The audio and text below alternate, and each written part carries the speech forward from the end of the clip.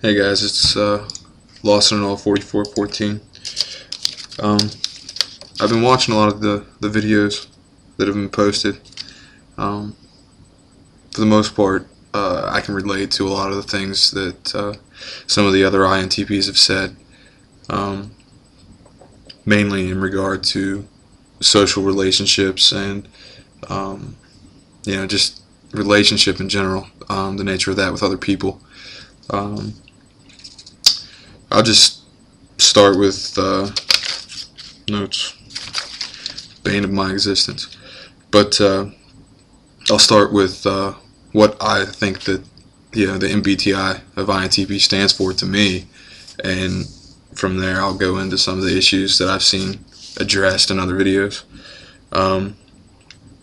Obviously, the introverted is pretty self-explanatory, but the nature, INTP, you're an intellectual that likes to think about things. You're a perceiver instead of a judger, so you more perceive your environment rather than make decisions based on it.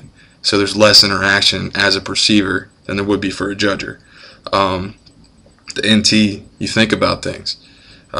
So the nature of an introvert that thinks about things and doesn't necessarily interact with their environment in a tangible way, yeah, you're going to be pretty introverted. My tests are usually above 80%, which, if you think about it, that's pretty high. Statistically, it's that, and that's up there. So the N, to me, that basically means that I'll have an idea, and it'll just bam, it'll hit me. I don't know where it came from, and I spend so much time trying to figure it out. It's just a gut feeling. It's like atmosphere. It's like waking up in the mornings and smelling bacon and eggs in the kitchen. It's just that kind of feeling. Like when you're not at home for an extended period of time, and you're getting closer, You know it's there, but you're not there yet. And you pull in the driveway, and it's like, I'm home. And it just hits you like a brick wall. That's what the N function means to me. Thinking is pretty self-explanatory, but again, due to the introverted nature, the thinking is like 90% for me. It's unbelievable how much I think. Perceiving, if I could really, I sort of hit that a little bit earlier, but it's like you let reality wash over you instead of try to swim in it.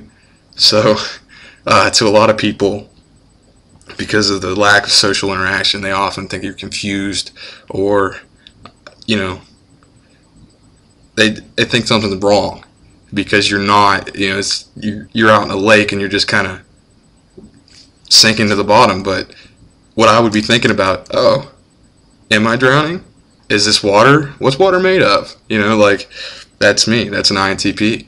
And to the bystander, an SJ or what have you, would be like very concerned. Why? Because you're not swimming. You're in the water. You should be swimming. Why aren't you swimming?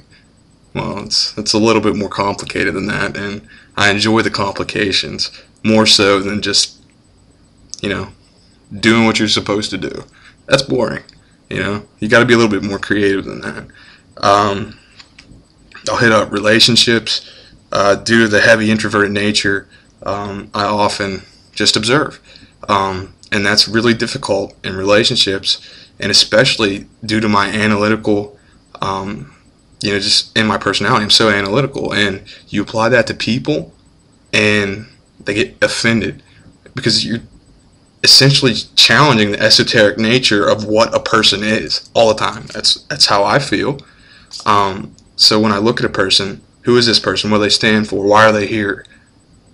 More importantly, do they want something from me? Because I heard somebody else mention trouble with kind of extroverted people that are pushy and things like that, because emotions, the Achilles heel of the INTP.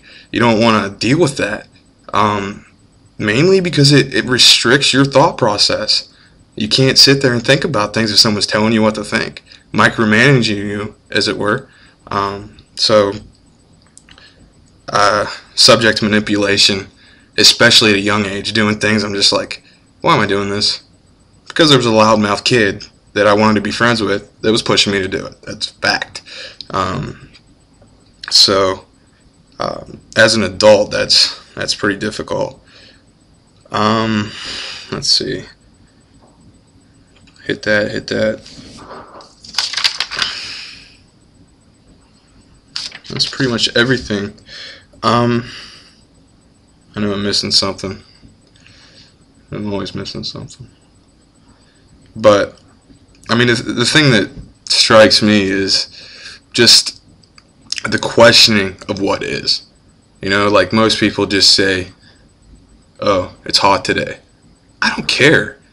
I care about what the temperature stands for. What is temperature? Someone mentioned that. Absolutely. As a kid, gender equality, temperature, absolutely. Not, oh, let's go do this because everybody else is doing it. I'm doing it to fit in, and hey, this is kind of fun, so let's do this. And oh, he's doing that. No, I at a very early age, I was questioning what things were, why they were there. I can remember being a kid and being in gifted classes, and I actually got kicked out of the class because I didn't interact enough. That was retarded. I mean, I have an IQ of 145, and they kicked me out of the class because I was sitting there, you know, doing the blank stare, the 1,000-yard stare. Why? Because I was watching the other kids respond to the questions. I was curious about their thought processes. Why? How did they come to that conclusion? What logic, what, you know, heuristics are they using? You know, do they understand semantics? Do they understand any of that? You know? And more importantly, I subject myself to those scrutinies more so than anything. I mean, sitting there and, do I believe that? Do I not believe that? Is that true? Is that not true? Is it relative? All the time, no matter what it is. Tangents and things like that are unbelievable. I sit there and try to, I mean, I spent more time in my life staring at the special theory of relativity than it's unbelievable, because it's so massive and it's applied to so many things, large concepts. You know, I'm naturally attracted to technology, electronics, physics, chemistry, the sciences and math in general. I don't really like math because you have to sort of keep track of numbers, and I'm horrible at that. I'm very absent-minded. I can remember reading an article once upon a time about the INTP being the archetypal absent-minded professor, very intelligent, socially aloof, and yeah, just kind of going on a mental brain spew, and everybody else is doing their own little things, and you know, when you're called upon, you answer. You have to snap back to reality to do it, but you know, that's something that I can definitely relate to. I think that these are things that other INTPs have voiced, and you know, it's amazing. I don't really think that most people value these sort of psychometrics to the extent that they should be, because if you think about this, the educational system and things like that, I mean, people were ranting and raving about, you know, our kids getting an adequate education. Well, I can tell you that I didn't learn a whole lot in school. I didn't. I took whatever they were talking about. I went home and I figured it out on my own time because I could think about it openly. There was no restrictions. If I would have been in some sort of like a narrative evaluation type class where everything was a debate all the time, it was like a lab where you go in, you interact. I'm kinesthetic. I'm an existentialist. You know, so just the nature of being able to touch it and interact with it in a tangible way, it means so much, because it just, you remember it more so than just somebody listing off words. What's a word?